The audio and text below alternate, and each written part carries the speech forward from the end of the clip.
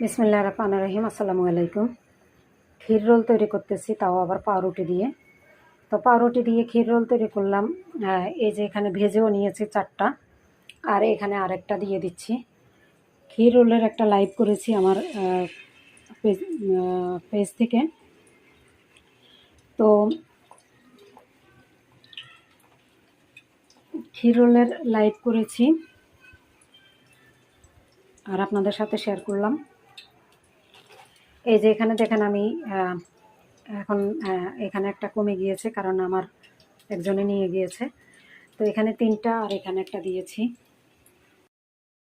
বিসমিল্লাহির রহমানির রহিম। আসসালামু আলাইকুম। ক্ষীর রোল তৈরি করতেছি, তাও আবার পাউরুটি দিয়ে। তো পাউরুটি দিয়ে ক্ষীর রোল তৈরি করলাম। এই যে এখানে ভেজেও নিয়েছি 4টা, আর এখানে আরেকটা দিয়ে দিচ্ছি। ক্ষীর রোলের একটা লাইভ করেছি আমার